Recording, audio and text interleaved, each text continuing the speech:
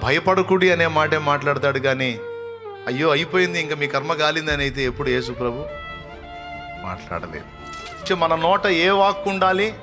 కృంగిన వారిని లేవనెత్తే మాట ఉండాలి కానీ నిలబడ్డవాడిని పడేసే మాట ఉండకూడదు. ఉల్లాసంతో ముందుకు దూకుదాం అనుకున్న వాడిని నీరు గార్చే మాటలు ఉండకూడదు. మన నోట ఉత్సాహంతో కూడిన మాట, దేవుని కార్యాలు ఇంకా తలపెడదాం, దేవుని కొరకు ఇంకా గొప్ప కార్యాలు సాధిద్దాం. ఇప్పుడు ఇలాగున్నా మన పరిస్థితులు ఇలాగే ఉండవు, మన పరిస్థితులు మారతాయి. దేవుడు తప్పకుండా మనకు ఆశీర్వాదకరమైన భవిష్యత్తు ఇస్తాడు. శుభప్రదమైన నిరీక్షణ మనకుంది. జీవం గల దేవుడు మనకు తోడై ఉన్నాడు. భయపడాల్సిన అవసరం లేదు. తప్పకుండా ఆయన ఆదరిస్తాడు. ఈరోజు కాకపోతే రేపు, రేపు కాకపోతే ఇంకా 10 రోజులకైనా దేవుని బలమైన కార్యాలు మనం చూస్తాం.